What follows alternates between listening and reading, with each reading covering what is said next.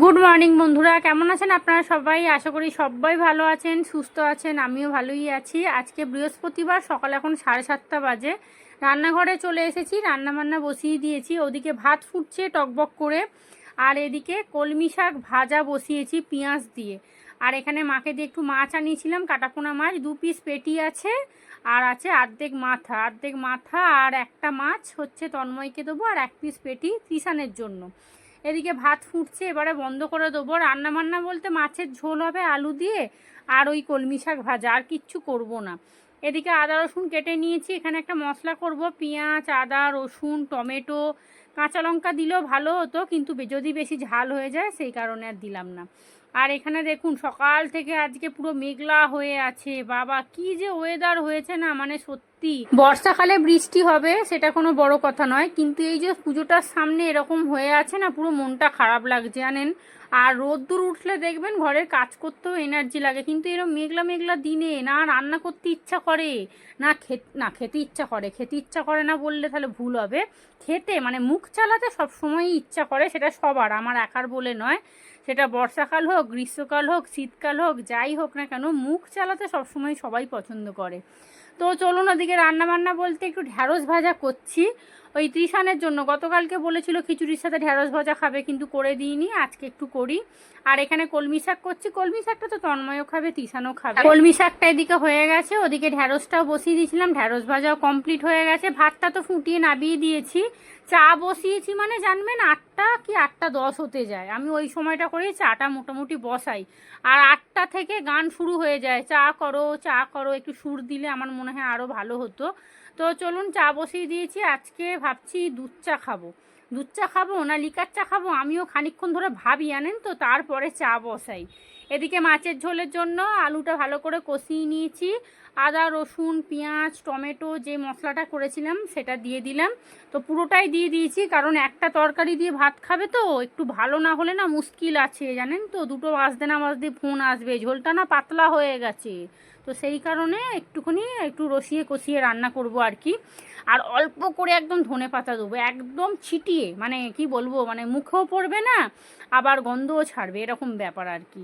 তো মাছগুলো দিয়ে দিয়েছি। আর আজকে দেখলাম ননস্টিক কড়াতে মাছ ভাজতে গিয়ে হঠাৎ করে দেখছি মাছটা ভেঙে গেল। কেন বলুন তো? আমার মনে হয় কড়াটা না ভালো করে ধোয়া হয়নি, মানে ওই যে শাক করেছিলাম তারপরে হয়তো ভালো করে ধোয়া হয়নি, সেই জন্যে একটা মাছ একটু ভেঙে গেছে। ভাঙা মাছটা তিশানকে দিয়ে দেবো, আর এখানে ভালো মাছটা তন্ময়কে দিয়ে দিচ্ছি। তো এদিকে ভাত হয়ে গেছে, মাছের ঝোলও হয়ে গেছে, কলমি শাক ভাজা হয়ে গেছে। তন্ময়কে একবার জিজ্ঞেস করলাম, কি গো ঢ্যাঁড়স ভাজা খাবে? বলছে না, আগে ঢ্যাঁড়স ভাজা খেতে কি ভালো বাসতো জানেন, এখন ঢ্যাঁড়স ভাজাটা খাওয়াও তুলে দিয়েছে। বাবা এ কি জ্বালা রে বাবা। আর সবজিপাতি না খেলে কি রান্না করব বলুন তো? হ্যাঁ, আর আমাদের ঘরে এই একই জিনিস নিয়ে ঝগড়া হয় জানেন, ওই খাওয়া নিয়ে। আমাদের ঘরে এমনি কোনো প্রবলেম নেই, কিন্তু ওই খাওয়া নিয়ে প্রবলেম, মানে এই তরকারি খাবো না, ওই খাবো না, সেই খাবো না, এই সব নিয়ে অশান্তি হয়। তো যাই হোক চলুন, দুঃখের কথা আর কি বলবো। তো চলুন, এখানে এখন বাজে প্রায় 9:30, চলে এসেছি রান্নাঘরে, রান্নাঘরটা পরিষ্কার করছি। আজকে রান্নাবান্না কিছুই মানে আর রাখবো না বেলার দিক করে, তবে ভেবেছিলাম একটু মাছের ঝোল করব, আলু আর একটু পেঁপে কেটে রেখেছি, কিন্তু সেটাও সময় সাপেক্ষর ব্যাপার, মানে সময় থাকলে করব আর না থাকলে করব না। তিশানের আর তন্ময়ের খাবারের ব্যবস্থা হয়ে গেছে, মানে আমার কোনো টেনশন নেই, আমি একটু ভাতে ভাত খেয়ে নিলেও চলবে। তো এদিকে রান্নাঘরটা ভালো করে মোছা হয়ে গেছে। কটা বাসন ছিল কি, এক ঝুড়ি বাসন ছিল। এই সকালবেলা কতবার বাসন মাজি জানেন, রান্না করতে করতে একবার বাসন মাজবো, তারপরে আবার এই বেলার দিক করে দেখছেন তো কত বাসন। এর আগে বাসন তুলে রেখে দিয়েছি, নাহলে ধরতোই না। আজকে তিশানকে স্কুলে পাঠাবো, কারণ গতকালকে যাওয়া হয়নি। গতকাল শুধু শুধু কামাই হলো, না বৃষ্টি হলো না কিছু হলো। আর আজকে সকাল থেকেই তো শুরু হয়ে গেছে টিপটিপানি, কি হবে জানি না। তবে আজকে একটু কাচাকুচি করতে হবে। তন্ময় একটা প্যান্ট একটা গেঞ্জি দিয়ে গেছে, ওর তো ওই গেঞ্জির প্যান্টগুলো আমি প্রতিদিন না 2 দিন ছাড়া ছাড়া কেচে দিই। প্রতিদিন বললে বাবা শুনলে আবার বলবে তুমি প্রতিদিন জামা কাপড় কাচো, মিথ্যা কথা বলো কেন। আর আমি যখন প্রতিদিন কাচি তখন কিন্তু আর বলে না। বাসি বিছানাগুলো গুছিয়ে নিয়েছি, আর এই যে বিছানা তুলতে তুলতে তিশান চলে এসছে, ওই স্কুলের বইগুলো গোছাবে। তো ওই যে তাই বলছে, বলে মা ওখানে বই রেখেছো, এখানে খাতা রেখেছো, আমার খুব অসুবিধা হচ্ছে, তুমি একটা ব্যবস্থা করতে পারছো না? তো আমার কি বলুন তো, প্রতিদিনই ভাবি ঘর গোছাবো, রোজই ভাবি ঘর গোছাবো, আমার আর হয় না। এই সংসারে কাজ করতে করতেই আনেন তো কখন দেখি 1টা বেজে যায়, আর তারপরেই তো আবার স্কুলের দিকে রওনা দিই। আর দুপুরবেলা ভালোই লাগে, ও চলে গেলে আমি ঘরটা ঝাঁট দিয়ে মুছেই স্নান করতে চলে যাব, এসে পুজো দিতে বসে যাবো, একটু জল চিনি মুড়ি খেয়ে নেবো। আর এদিকে রান্নাঘর পুরো পরিষ্কার করে নিয়েছি। আমার জন্য একটু পেঁপে আলু কেটেছিলাম তেলাপিয়া মাছের ঝোল করব বলে, কিন্তু সময় থাকলে করব, মনে হচ্ছে আর হবে না। পুজো দিতে দিতেই 12টা 12:30 বেজে যাবে। মাছটা এই নিচে রেখেছিলাম যাতে বরফটা একটু কাটে। ও চলে যাক স্কুলে। এখন মোটামুটি বৃষ্টিটা আর পড়ছে না, সকাল থেকে পড়ছিল। আর এখন 2-3 দিন বৃষ্টি হবে, কতদিন স্কুল কামাই করবে বলুন তো। আগে রুমাল দিয়ে মুখ মোচাগে, রুমালটা নিয়ে যা সঙ্গে করে। তুই মুখটা মুছিস না বলি তোর ঘামটা জমে জমে আরও তোর অবস্থা খারাপ হয়ে যায়। ওকে সবসময় বলি একটা করে পকেটে রুমাল রাখবি, যখনই দেখবি ঘাম দিচ্ছে মুছে নিবি, নাহলে দেখতেও বাজে লাগে আর কষ্টও তো হয় বলুন না। ঘামটা মুছলে দেখবেন অনেকটা কষ্ট কমে। আর এগুলো সব শুকিয়ে গেছে, এগুলোকে সব ভাঁজ করে তুলবো। এখন আর কিছু করব না, আগে বাসি কাজ করে স্নান করতে যাব, পুজোয় বসে পড়বো। আর এই জায়গাটার যে কি অবস্থা, তন্ময় বলছে তুমি শিগগিরই আগে এখানটা পরিষ্কার করো, বলে দিচ্ছি, মানে কোনো গেঞ্জি টেঞ্জি কিছু খুঁজেই পাচ্ছে না। চলুন ও বেরিয়ে যাক। আর ও ঘুগনি মুড়ি খেয়েছে, গতকালের ঘুগনি ছিল, খেয়েছে। এখনও 1 বাটির মতো আছে, রাত্রিবেলা দেখি কে খাবে তাকে দিয়ে দেবো। আমার তো ঘুগনি আবার ওই পেঁয়াজ কুচি একটু লেবুর রস টস দিয়ে খেতে ইচ্ছা করে, কিন্তু ওই যে অম্বল করে বলে খেতে পারি না। টোটো ভাড়া নিয়েছিস? ব্যাগটা, হ্যাঁ শোন না, ব্যাগটা তুই কাঁধে নিয়ে বস বাবু। ব্যাগটা ছিঁড়ে নিয়ে এসছে, সেলাই করা হয়নি। গত 2 দিন ধরে যা বৃষ্টি হচ্ছে, সন্ধেবেলা কালকে ভাবলাম বেরোবো, ও বাবা বেরোবার মুখেই একদম বৃষ্টি। এ বাবু টোটো, ব্যাগটা কিন্তু ছিঁড়ে পড়ে যেতে পারে, দেখ কি হলো, জিজ্ঞেস করবি। সবই ওই ও মা 15 টাকা, 10 টাকা দিবি। আর জিজ্ঞেস করবি আগে, বল স্কুলের সামনেই নামাবেন তো, যা গিয়ে দাঁড়া।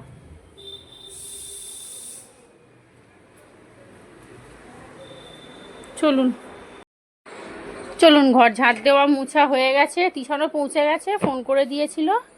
একটু আগে কালো হয়ে জোর বৃষ্টিটা এলো, বাবা আমি তো ভয় পেয়ে গেলাম। এই রে যা, বন্যা না হয়ে যায়। এই যে জলমুড়ি খেলাম আজকের ব্রেকফাস্ট, মাঝের মধ্যে এরকম জলমুড়ি খাওয়া ভালো। বাবা এই আর দরজা হয়েছে, ওফ। চলুন স্নান করতে যাব, কাচাকুচিগুলো করে নিই। পাখাটাকে জোরে চালিয়ে দিয়েছি।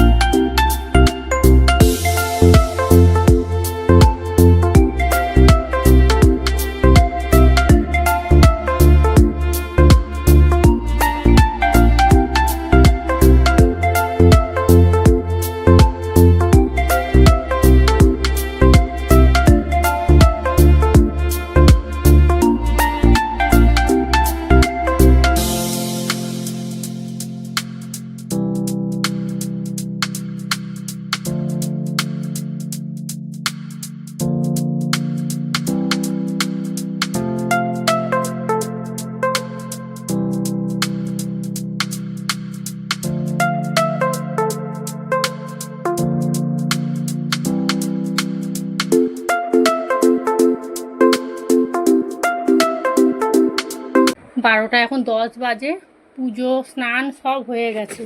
তবে বাইরে মনে হয় জামা কাপড় আজকে আর মিলতে পারবোই না। একটু আগে কি জোর বৃষ্টি হলো, বাপরে।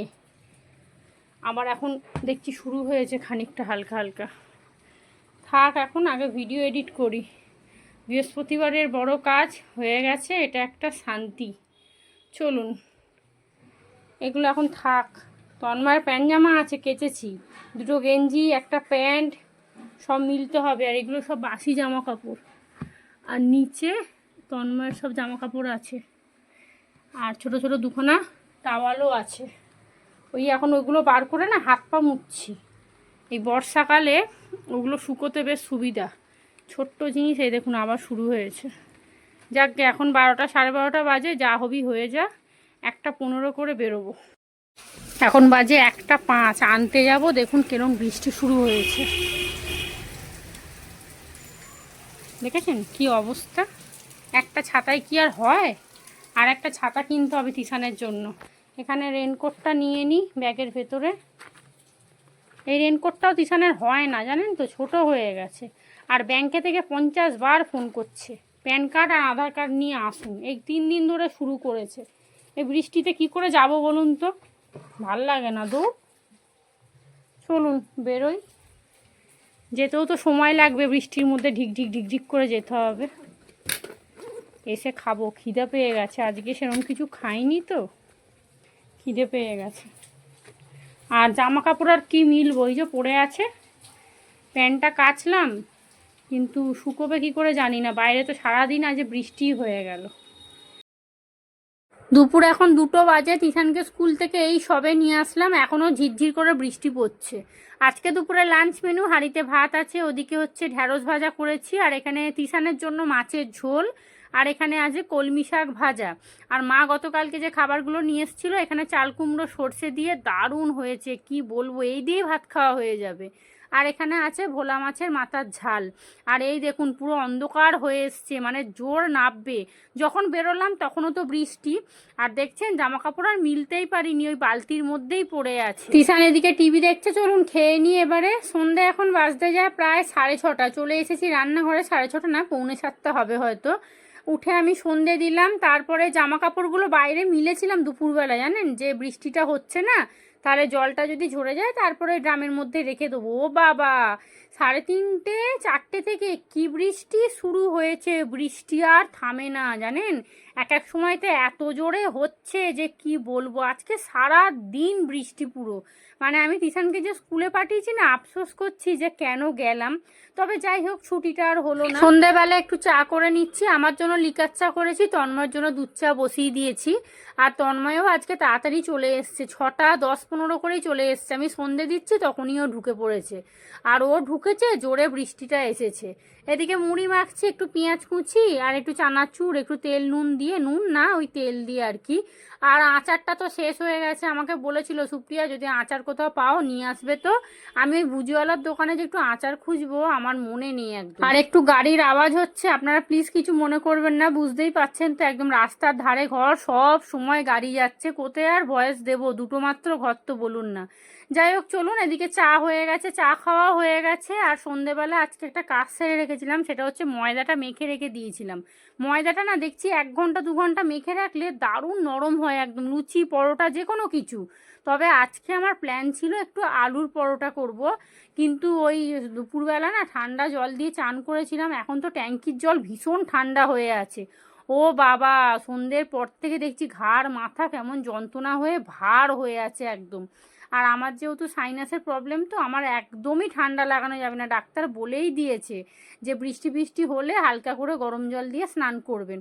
আমি পরশু দিনকে গরম জল দিয়ে স্নান করেছিলাম, কিন্তু আজকে না মনে হলো ধুর আবার গরম জল করব, দেরি হয়ে যাবে। তারপরে মানে কেমন একটা কুড়েমি মতো লাগলো। তো সেই কারণে কি করেছি বলুন তো, ঠান্ডা জলগুলো মাথার ওপর দিয়ে ঢেলেছি। বাবা, গায়ে যেন কাঁটা দিচ্ছে, জানেন। যখন ঢেলেছি তখনই আমি ভাবছিলাম যে আজকে গেল হয়তো। তো ঠিক তাই, মানে 4টে-5টার দিক করে দেখছি প্রচণ্ড ঘাড় মাথা ব্যথা করছে, ঘাড়টা ভার হয়ে আছে, মানে সেই জ্বর জ্বর মতো লাগছে আর কি। তো ওষুধ তো খাইনি, মানে ওইরকমভাবেই শুয়েছিলাম, ভিডিও এডিট করলাম, পাবলিক করলাম, আপলোড করলাম, মানে যা যা ভিডিওর কাজ থাকে আর কি। আর ঘাড় নিচু করে কাজ করতেই পারছি না, মানে ভিডিওর কাজ তো ফোন নিয়ে হাতে করতে হবে।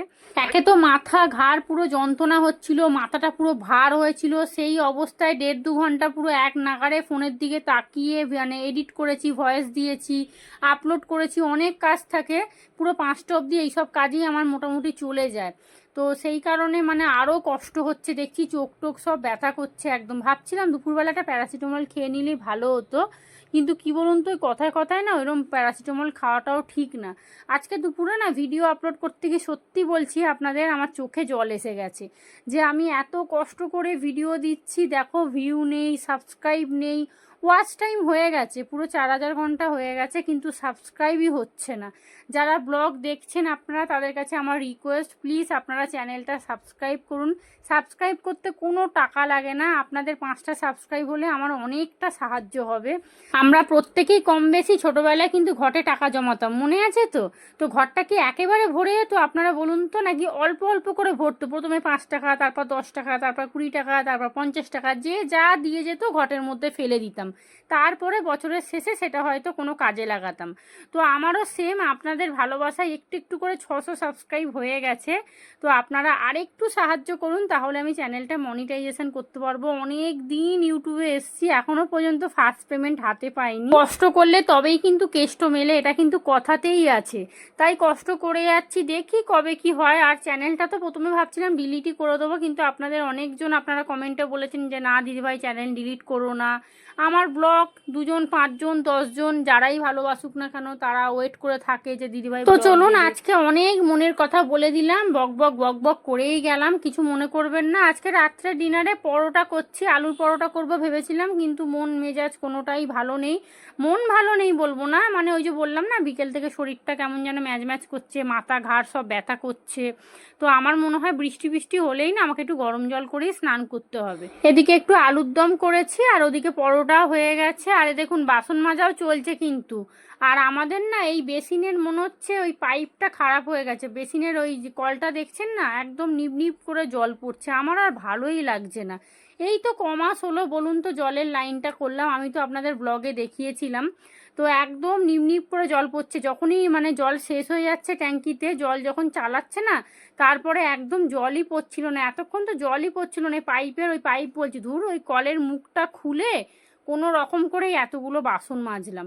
তো রান্নাবান্না হয়ে গেছে, এখানে ঘরদোর না, রান্নাঘরটা পরিষ্কার করে নিচ্ছি, আলুর দমটাও রেডি। এদিকে অল্প করে একটু ধনেপাতা দিলাম, কারণ প্রতিদেব নাহলে রেগে যাবে। আর ওদিকে পরোটাও হয়ে গেছে।